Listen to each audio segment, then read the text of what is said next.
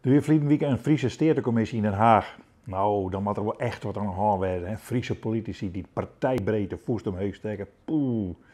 En in mijn onschuld dacht ik dat het Guillermo Gasboring met de naad.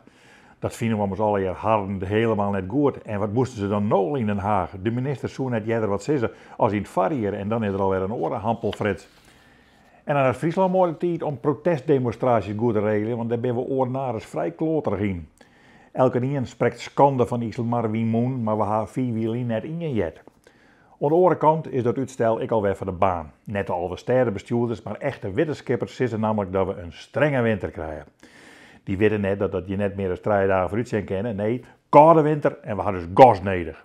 Nou, een dag later was het verhaal duidelijk. We hadden geen gas. Dat hadden we een boeteland verkocht.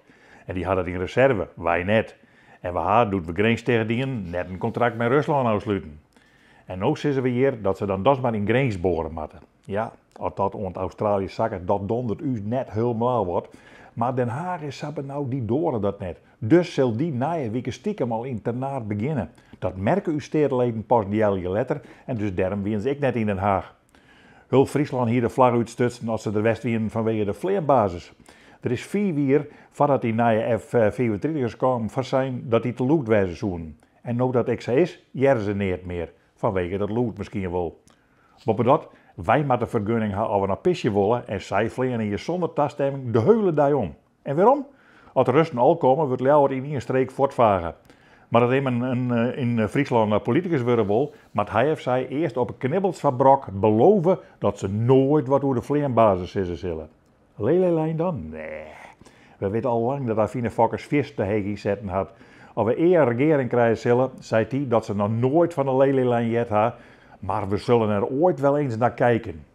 Afina weet dus dat ze de Friesen wat oors bieden mat en wie in Italië van brood en spelen. Ze wil miljoenen betalen om je zo'n 100 hutfietsmiljonairs in te heljen en die mij dan een slaguur voor de zoveelste keer afsletten Oosterdiek fietsen.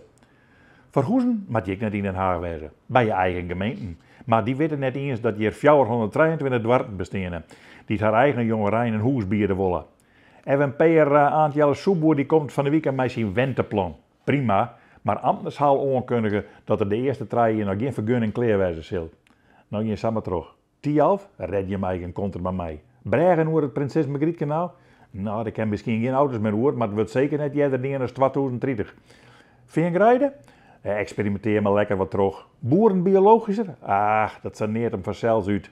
Lepen en skriezen? Wat ben dat voor dingen? Zietske poepjes wie in Budapest. Daar zouden de Hongaren even goed weer iets is. Ik zie er wat in, maar ik ha haar intussen weer vandaan. Ze weer mijn wafels op Twitter. En ze hier verzeld mij die sterencommissie in Den Haag zitten matten, want het allerwichtigste van Friesland bleek te wezen. Waarvoor ze massaal en inrierig naar Den Haag gingen om een rechtbanktolkje Fries te krijgen. Want de oude die vond dat hij net goed betellen was en die werkte toen in de horeca of zo. In Den Haag smoren ze nou van het leidje. Dat ben eftige Friesland, dat enkel maar de eigen helpeloosheid hoe het Fries werden ze accentueert. Ze hageliek. Friesland moet zelfs met het Fries redden, zelfs een tolk betalen.